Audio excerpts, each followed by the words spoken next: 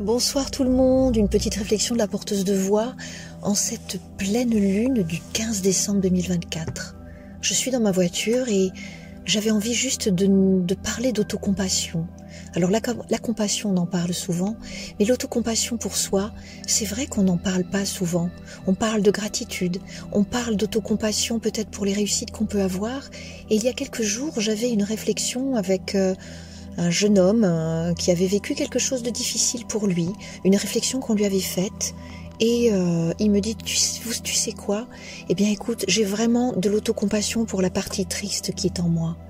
Et ça m'a fait vraiment, ça m'a beaucoup émue parce que c'est comme si on soit souvent dans un personnage, bien que l'on soit un et unique, nous sommes quand même à certains moments, je pourrais dire formés comme un puzzle de plusieurs parties de soi. Il va y avoir des parties qui sont en tristesse, des parties qui sont en joie. Peut-être que beaucoup de gens me diront non, quand on est en tristesse, on est en tristesse. On peut aussi être en tristesse et je pense aussi qu'on peut être en joie en même temps pour des choses qui sont différentes. Et là, il avait une autocompassion en lui et j'avais envie de le prendre dans les bras. Je ne l'ai pas fait par pudeur et je me suis dit, il existe cet fameux exercice de s'auto-prendre dans les bras, voyez-vous. Et de plus en plus en moi, je ne sais pas si vous le faites, de temps en temps, quand il y a quelque chose que je réussis pas ou qui correspond peut-être pas à la hauteur de ce que je souhaite, de mes espérances, de mes attentes, et bien je me dis, écoute, c'est pas grave, tu as fait de ton mieux et je m'auto-compassionne, je ne sais pas si ça se dit. Mais je me prends presque moralement dans les bras et il m'arrive de me prendre aussi toute seule dans un coin dans les bras et de m'auto-bercer, de dire écoute, c'est pas grave, ce que t'as pas réussi cette fois-ci là ou ce que tu crois ne pas avoir réussi, tu as essayé de le faire de ton mieux, en alignement avec ce que tu crois, avec l'amour que tu te donnes et l'amour que tu donnes aux autres. Et ce petit exercice d'autocompassion m'a amené à une autre réflexion qui est de me dire comment, lorsque je croise quelqu'un dans ma vie,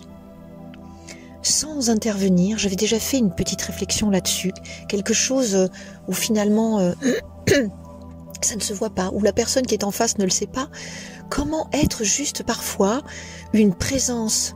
compatissante, mais aussi une présence de clarté. Ça veut dire comment moi, dans mon propre fonctionnement, quels que soient les événements, quelles que soient les circonstances extérieures, lorsque quelqu'un vient chez moi, ou lorsque quelqu'un croise ma route, ou les quelques minutes que l'on peut avoir, comment je peux être une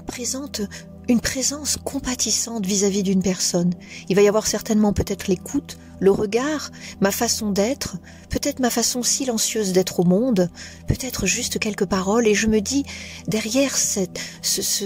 endroit de compassion que je peux avoir à l'extérieur de moi,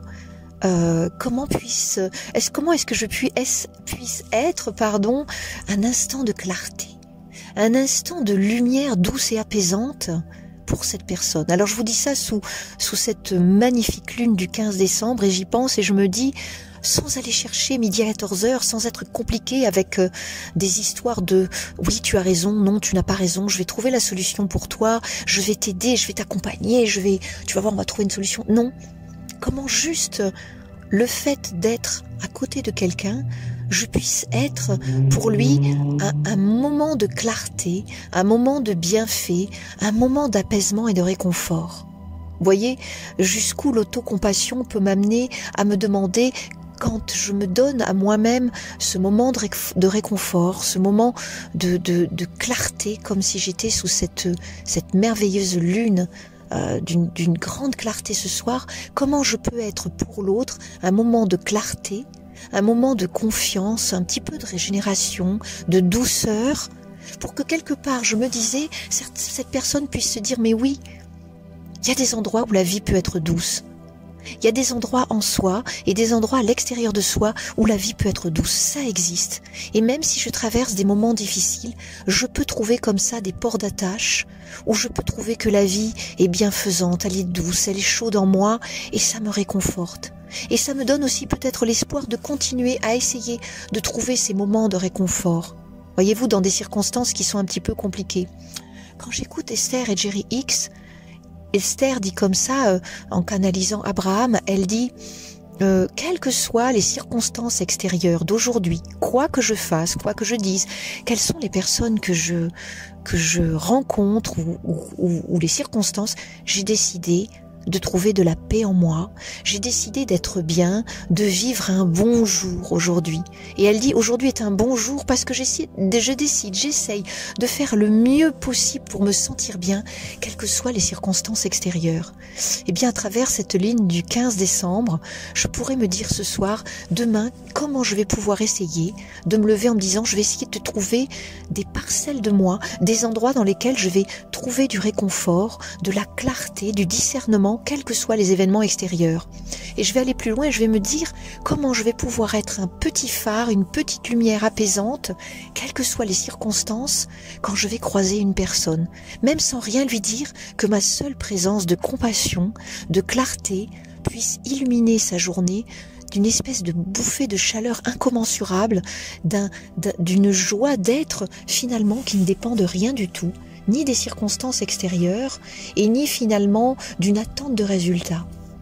Voilà, c'était un peu ce soir un espèce d'autoportrait et un espèce de désir d'aller dans ce sens-là, d'éclairer un petit peu peut-être avec une fine bougie, quelques braises encore chaudes, la journée d'une personne ou bien juste le croisement d'une personne, et que lorsqu'une personne vient chez moi, elle se sente justement dans cet état d'apaisement, sans automatiquement pour venir chercher quelque chose, juste dans l'instant d'être, de pouvoir ressentir et comprendre peut-être qu'elle traverse des moments difficiles et sans aller chercher une attention particulière de raisonnement ou de résultat, mais juste par cette présence lumineuse, cette présence douce, et bien s'apporter à soi-même et apporter à l'autre un bien-être, un réconfort du moment, de façon à ce que lorsque la personne s'en va, elle repart avec un cadeau inestimable qu'elle ne savait même pas qu'elle allait croiser, qu'elle allait emporter avec elle, qui est un peu de joie, un peu de réconfort dans le cœur. Je vous souhaite une bonne soirée du 15 décembre sous cette merveilleuse lune, sur cette merveilleuse pleine lune, et que la clarté soit en vous, pour vous auto-compassionner, même si le mot n'existe pas, et pour apporter un peu de cette lumière douce et bienveillante aux autres. Bonne soirée.